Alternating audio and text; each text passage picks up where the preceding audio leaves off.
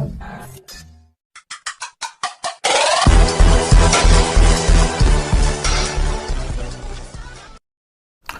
everyone, it's Chirag here.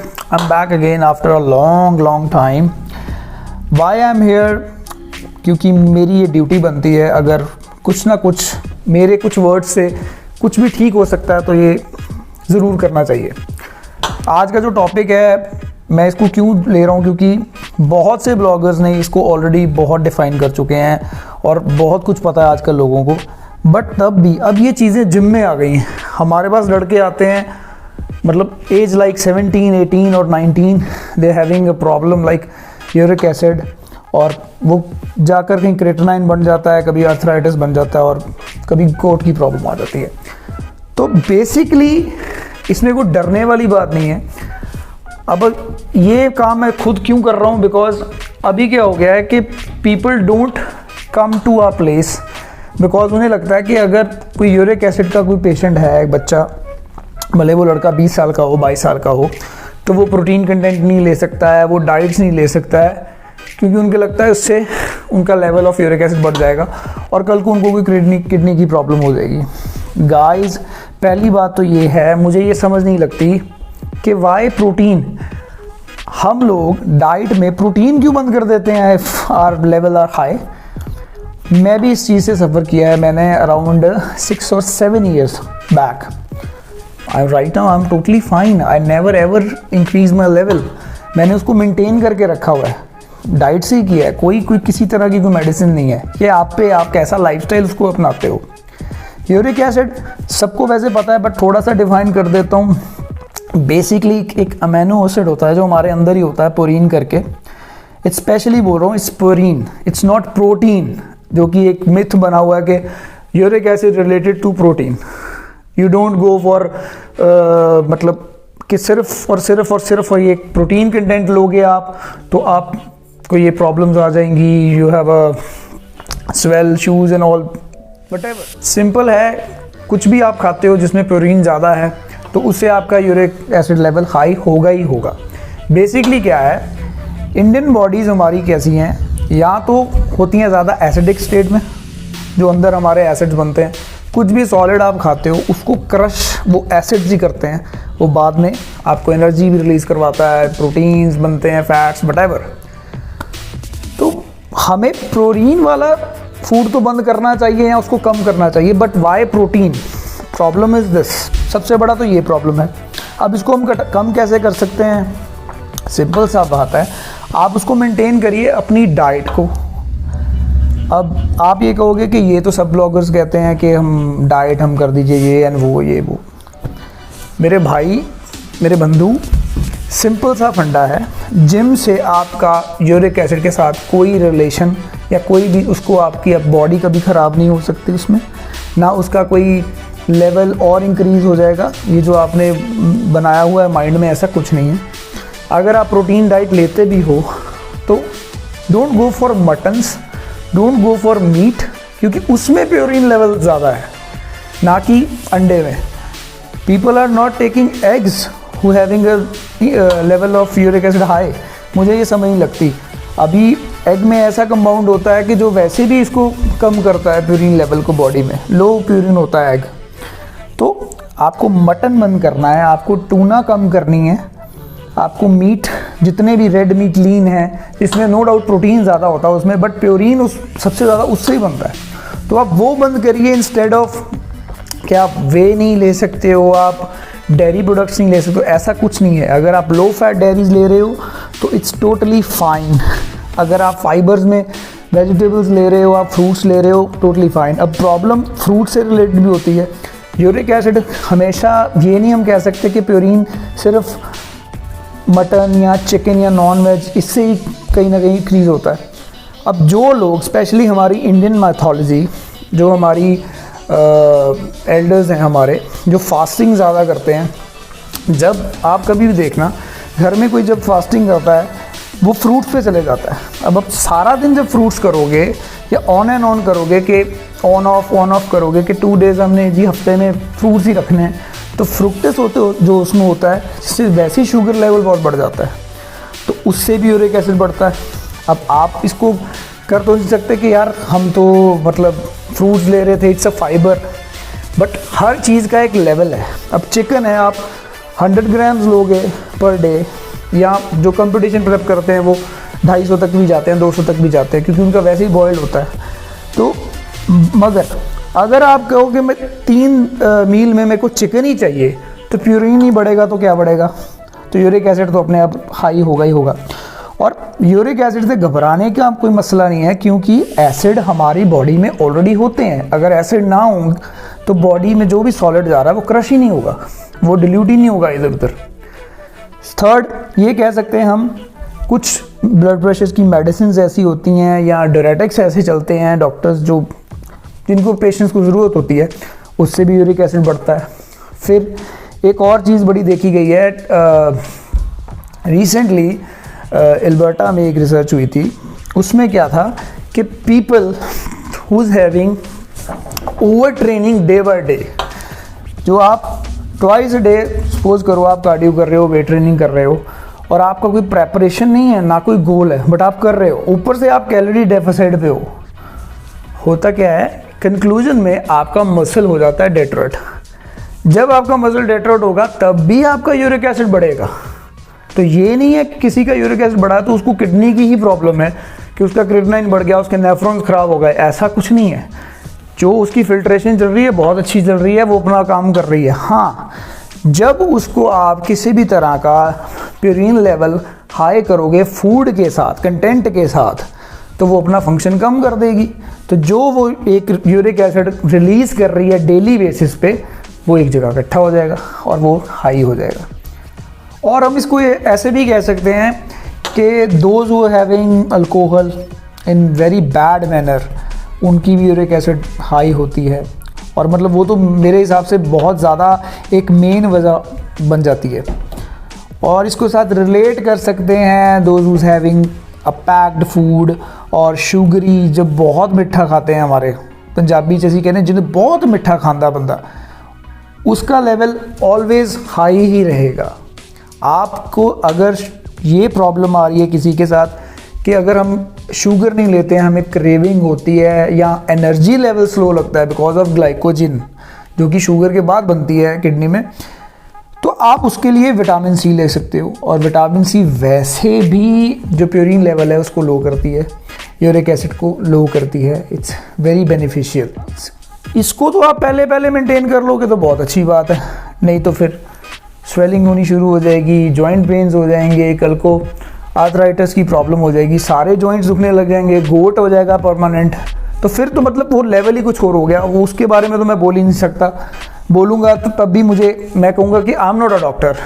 अभी भी मैं सिर्फ एज ए न्यूट्रिशनिस्ट यहाँ बैठा हूँ कि मुझे लगता है कि अब ये जिम में आ गया तो मुझे ये वीडियो बनानी चाहिए थी, क्योंकि guys like 16 years 17 years they are having uric acid, मजाक बना हुआ है इस टाइम। उनको पता ही नहीं है कि आपको डाइट क्या लेना है या कैसे आप रह सकते हो। अगर वो श्रेडिंग में जाते हैं, कंपटीशन में देख लेते हैं या यूट्यूब में देख लेते हैं कि यार उसने 3 मंथ्स में ऐसा कर दिया, आपको नहीं ना पता वो कितना सेक्रीफाइसेस कर रहा है, ही इज़ हैविंग एनीथिंग, तो फिर उससे कोई फ़ायदा नहीं है। उससे आपकी बॉडी उल्टा ख़राब होगी, आपके वाइटल्स ऑर्गन्स और ख़राब हो जाएंगे। आपका गोल आपके जेनेटिक के हिसाब से, आपके हॉर्मोन्स के हिसाब से है। अगर आपकी फिजिक ही मेसोफॉर्म है, आप एंडोफॉर्म कैसे कर लोगे? तो इसलिए थोड़ा सा ध्यान दो। और अगर जिनको ये प्रॉब्लम है, बड़ा सिंपल फंडा है, एक तो चेरी को थोड़ा सा ऐड करो आप फ्रूट में, क्योंकि चेरी एक रिसेंटली 2015 में भी रिसर्च हुई थी, क्योंकि मुझे इसलिए याद है तब मैं एनाटॉमी का स्टूडेंट था, तो तब भी ये हुआ था कि the person who having 10 cherries a day, उसका कभी यूरिक एसिड बढ़ेगा ही नहीं, जस्ट 10 चेरीज। अब उसके साथ ऑल्टरनेट आजकल बहुत हैं, कैरम सीड्स हैं, सेलरी है। अब आयुर्वेद में सेलरी को तो अजवैन भी कह देते हैं, बट सेलरी वो नहीं जो सेलरी जो हम बाहर मिलती है, और ये भी नहीं है कि यहाँ इम्पोर्ट नहीं होती। एवोकाडोज मिल जाते हैं तो सेलरी भी मिल जाती है, ढूंढने को तो सब कुछ मिल जाता है, वो लीजिए आप। कैरम सीड्स बहुत अच्छे होते हैं। फिर डाइट में आप फाइबर लो जितना ले सकते हो। फिर ये भी नहीं है, अब ओट्स है, ओट्स अब प्रॉब्लम ये है कि ओट्स में फाइबर है, बट ओट्स में प्योरीन लेवल भी हाई होता है उससे। बट अगर उसको आप 2 स्कूप लोगे, 1 स्कूप लोगे, या उसको थोड़ा सा रॉ कंटेंट के हिसाब से लोगे, तीनों मील में ना लो, एक में लो तो कोई प्रॉब्लम नहीं है। ऐसे ही इसको एक पार्टीशन कर लो मील्स की कि मेरे को इस टाइम प्रोटीन चाहिए, इसमें फाइबर चाहिए इसमें, पर उसके साथ 5th ब्लॉक बना लो कि मुझे प्योरीन लोड फूड भी लेना है।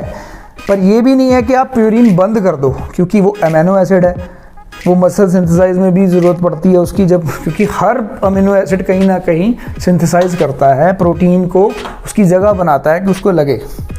इसलिए मटन को कम कर दीजिए, रेड मीट को थोड़ा कम कर दीजिए, 100 ग्राम्स तक ले जाए तो फिर, और हम कह सकते हैं टूना थोड़ा सा बढ़ा देती है लेवल, ज़्यादा भी नहीं कहते, थोड़ा सा। अब कंपटीशन वालों की मैं बात बिल्कुल नहीं कर रहा, मैं एक नॉर्मल बंदे की बात कर रहा हूँ, नॉर्मल जिम गोइंग की बात कर रहा हूँ। और ये मिथ जो बनाया हुआ है कि यूरिक एसिड है सर, हम एक्सरसाइज नहीं लगा सकते, कि ये तो रिड्यूस ही नहीं होता है।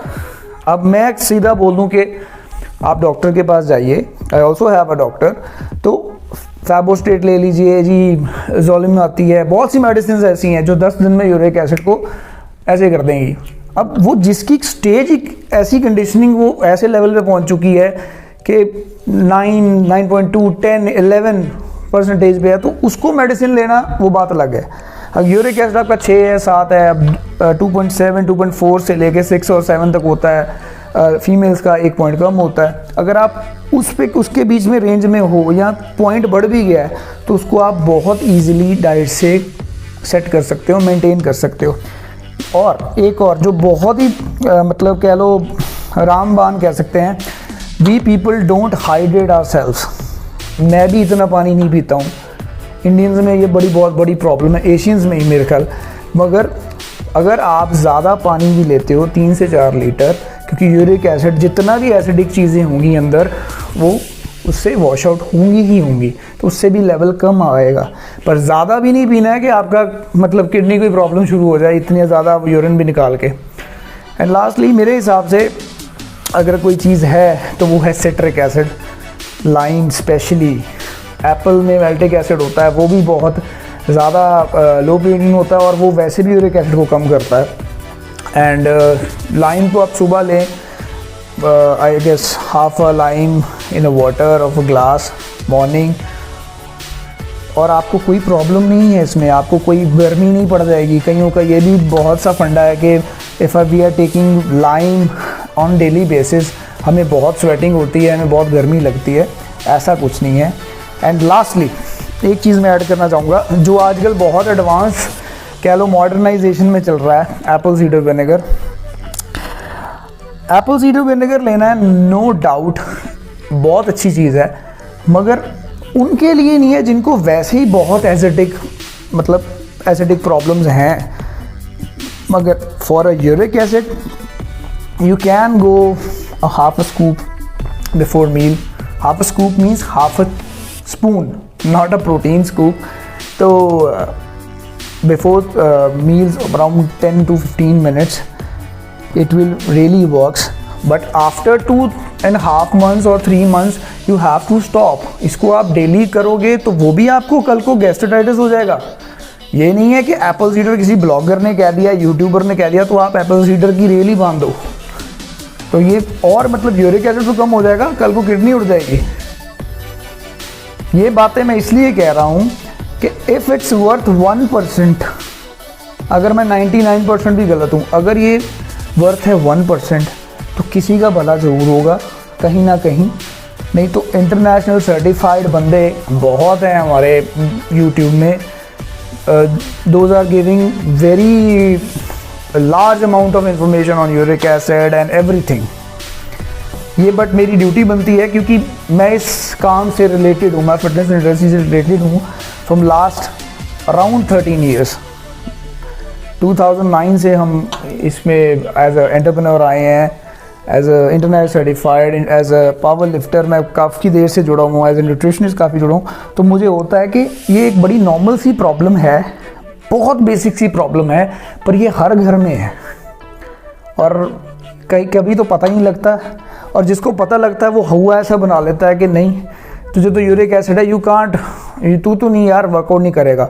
और अगर कोई वर्कआउट करने को इतना वर्कआउट कर लेगा कि उसके वैसे ही मसल डिट्रॉयट हो जाए, प्रोटीन आप ले नहीं रहे क्योंकि आपके दिमाग में बैठा है कि यूरिक एसिड प्रोटीन से बढ़ जाएगा, और आप मसल लगा रहे हो 2 टाइम, या आप सुबह कार्डियो कर जाते हो जी, शाम को हमने सिंगल मसल लगाना, वटएवर, तो फिर आप खुद बताओ, कैलोरी आप डेफिसिट पे हो ऑलरेडी, आप कैलोरी कम ले रहे हो, प्रोटीन आपके अंदर जा नहीं रहा, जो जिस पे बॉडी टिकी है, जिस पे आपकी एनर्जी है, आपके मसल्स हैं, आपके ऑर्गन्स चल रहे हैं, तो ऊपर से आपको यूरिक एसिड, वो उल्टा यूरिक एसिड को बढ़ा देगा क्योंकि कहीं ना कहीं डेट्रॉइट होगा, वो मतलब एक तरह का डायरेटिक का काम कर देगा अंदर।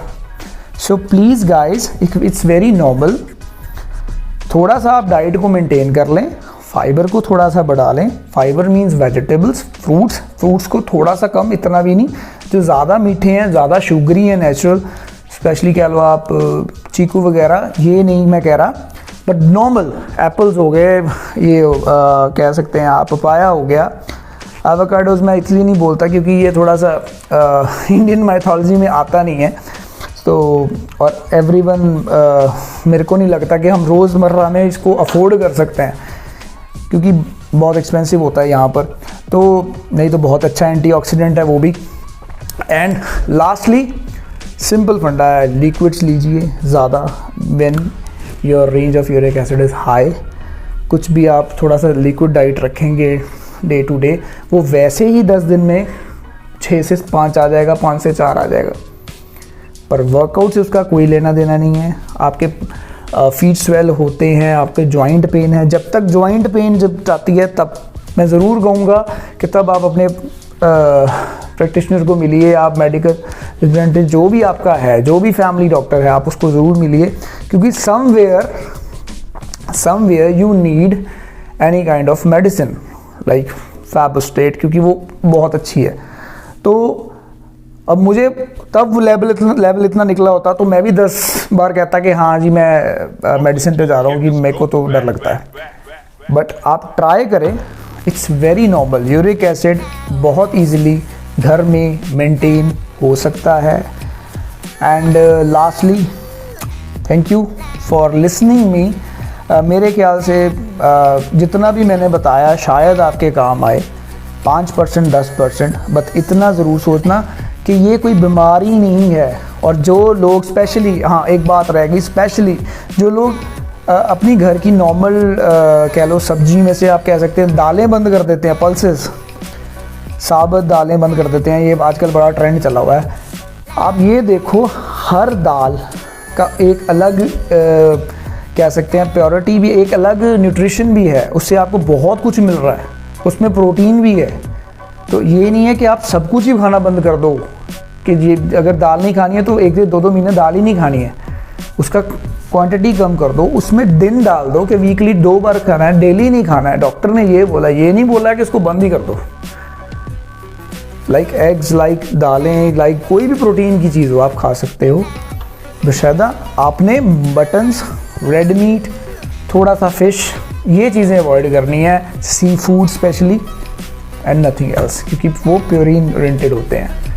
Thank you guys, hope you like. And अगर नेक्स्ट वीक कुछ मुझे लगा कि बताना चाहिए तो मैं ज़रूर बताऊंगा। Thank you.